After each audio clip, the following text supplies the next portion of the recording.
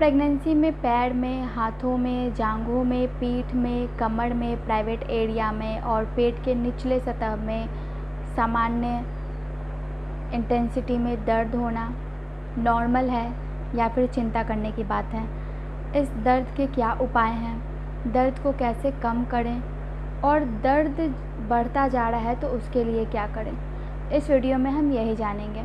तो मैं हूँ Aishwarya, welcome to our channel Indian mom care. बहुत बहुत स्वागत करती हूँ मैं।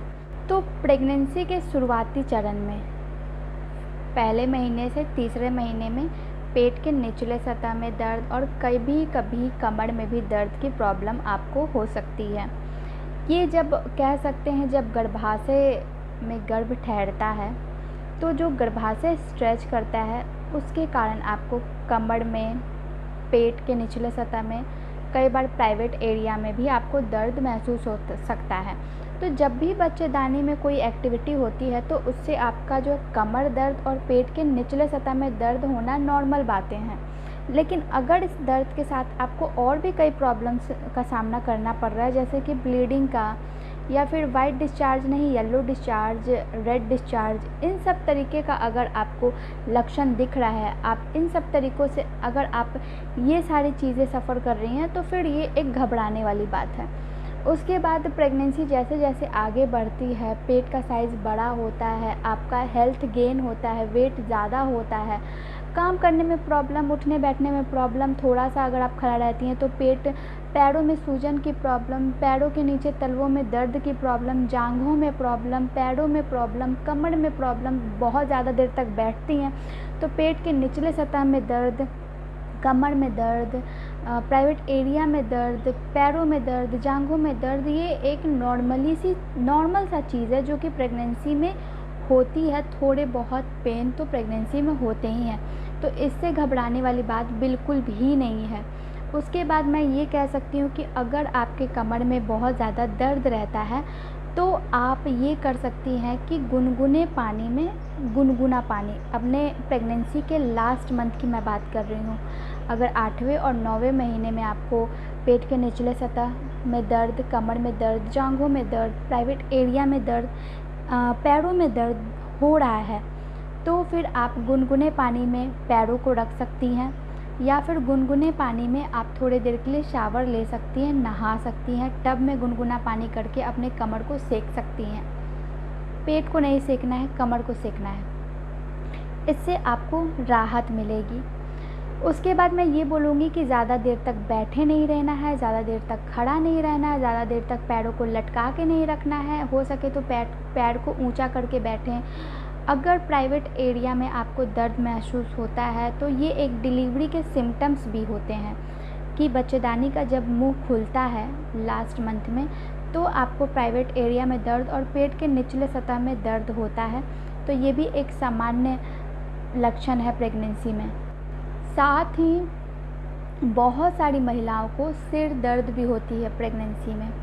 प्रेगनेंसी के शुरुआती चरण में बहुत सारी महिलाओं को सिर दर्द इसलिए होता है क्योंकि वो जो शुरुआती समय होता है उस वक्त कई हार्मोन्स चेंजेस होते हैं और बहुत सारा टेंशन भी होता है, जिसके कारण गर्भवती महिला को सिर दर्द की प्रॉब्लम होती है। वहीं प्रेगनेंसी के लास्ट मंथ में भी सिर दर्द की प्रॉब्लम बहुत ज़्यादा होती है। वो इसलिए कि बहुत सारी महिलाओं को तो प्रेगनेंसी में सिर दर्द की प्रॉब्लम हार्मोन्स चेंजेस के कारण होते हैं प्रेगनेंसी के, और बहुत सारी महिलाओं को टेंशन के कारण भी होता है, जो कि बिल्कुल गलत है। गर्भावस्था के दौरान आपको टेंशन लेने की बिल्कुल भी ज़रूरत नहीं है। अगर कोई टेंशन है भी तो उस वक्त आपको वो भूल जाना है, अदरवाइज़ ये टेंशन आपको आपके बेबी के ऊपर असर डाल सकता है। तो इसलिए कृपया करके गर्भावस्था में टेंशन या फिर तनाव जैसी चीज़ों को अपने से दूर रखें और ऐसी चीज़ें खाएं जो कि आपको तनाव बिल्कुल भी ना दें। तो इसलिए योगा करें, मेडिटेशन करें टेंशन को दूर करने के लिए। अगर सर दर्द की प्रॉब्लम आपको प्रेगनेंसी में है तो मेडिटेशन करें। हो सके तो जो हेड मसाज होता है वो लें, घर में अगर कोई मेंबर है तो उससे ऑयल से हेड मसाज लेंगे तो वो आपके लिए भी फ़ायदेमंद होगा। तो ये सारी चीज़ें जो है प्रेगनेंसी में एक नॉर्मल चीज़ें हैं। अगर दर्द बहुत ज़्यादा बढ़ता है, अगर पेट का दर्द, कमर का दर्द या फिर पैरों का दर्द, जांघों का दर्द ये बहुत ज़्यादा बढ़ता है तो फिर आपको हॉस्पिटल जाने की ज़रूरत है। लेकिन अगर दर्द बहुत कम है, सहनीय है, लग रहा है कि आपको नॉर्मल है, तो आप घर पे रह सकती हैं। और अगर आपको ऐसा लग रहा है कि नॉर्मल नहीं है तो आपको हॉस्पिटल जाने की ज़रूरत है। प्रेगनेंसी में स्ट्रेच मार्क ना आए डिलीवरी के बाद, इसके लिए ये वीडियो ज़रूर देखें। प्रेगनेंसी के लिए मैंने ये मंगवाया है। ये है वाव का स्ट्रेच केयर ऑयल है और ये वाव का स्ट्रेच केयर क्रीम है। तो अगर ऐसा ज़रूरी नहीं है कि प्रेगनेंसी में ही सिर्फ स्ट्रेच मार्क आता है। जैसे मुझे कुछ दिन पहले मेरा जो हेल्थ है वो बढ़ने लगा था, मुझे थायराइड की प्रॉब्लम हो गई थी। अब सब कुछ ठीक है क्योंकि मैंने अपने डाइट अपने सब कुछ सही रखा है, अभी तक मैं सही रख रही हूँ। तो इसकी वजह से मेरा जो वज़न है वो थोड़ा बढ़ गया था और जब कम होना शुरू हुआ तो मुझे वहाँ पे स्ट्रेच मार्क आने लगा। तो मैंने वहाँ वाव का, जो कि बहुत किफ़ायती दरों पे है, बहुत सारे मैंने सर्च किए तो बहुत ज़्यादा वो कॉस्टली पड़ रहा था मेरे लिए। तो ये पूरे बॉडी के लिए है, जो कि पूरे बॉडी में आप लगा सकते हो और ये स्ट्रेच एरिया में आप इस क्रीम का यूज़ कर सकते हो। तो ये वाव का है। सबसे पहली बात तो ये कि इसमें जो केमिकल्स का है अमाउंट तो बिल्कुल नहीं है, जैसे कि जो केमिकल्स हमारे लिए बिल्कुल हार्मफुल होते हैं।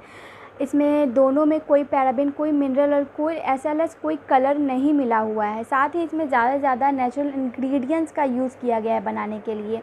ये जो है ये ऑयल है। तो ये दोनों प्रोडक्ट्स जो है वो क्रुएल्टी फ्री हैं एंड आप इस तरीके के पंप से यूज़ करके आप कहीं भी इसको यूज़ कर सकते हो। तो जो कमर पेट के आसपास का एरिया होता है, जो स्ट्रेच मार्क जहाँ ज़्यादा दिखते हैं, आप इस ऑयल से वहाँ पे मसाज करो, वहाँ के ब्लड सर्कुलेशन को ये ठीक रखता है। साथ ही स्ट्रेच मार्क को ये लाइट करता है, कम करने की ये कोशिश करता है। खुशबू की अगर बात करो तो लेवेंडर स्मेल है इसका एंड दोनों की पैकेजिंग जो है बिल्कुल इको फ्रेंडली है एंड इन दोनों में ही आपको QR कोड दिया गया है, जिसको स्कैन करके आप इसकी ऑथेंटिसिटी को चेक कर सकते हो। साथ ही नेक्स्ट परचेज़ के लिए आप इसमें रिवॉर्ड पॉइंट जो है आपको मिलेंगे। ये 200 ml की है एंड ये जो है ये भी 200 ml का है। तो वाह, इसकी जो दोनों की खुशबू है, स्मेल है, वो लेवेंडर ऑयल एक्सट्रैक्ट है इसमें और स्मेल भी वैसी ही है। स्मेल बहुत लाइट है, हार्ड नहीं है एंड क्रीम का कलर जो है वाइट है। आप इसको प्रेगनेंसी के बाद तुरंत यूज़ करना शुरू कर सकते हैं, लेकिन अगर आप प्रेग्नेंट हैं तब भी आप इसको 4th मंथ से, जब स्ट्रेच मार्क यूजुअली आने लगता है, उस वक्त आप इसको यूज़ कर सकती हैं। एंड सबसे इम्पॉर्टेंट बात कि जिनकी हेल्थ बढ़ रही है मेरे जैसा और जब फिर वो कम करने लगते हैं तो स्ट्रेच मार्क उभर उभर के दिखने लगता है, उनके लिए भी आप इन दोनों को यूज़ कर सकती हैं। लिंक डिस्क्रिप्शन बॉक्स में मैंने दे दिया है, जाके आप वहाँ से परचेज़ कर सकते हो। धन्यवाद।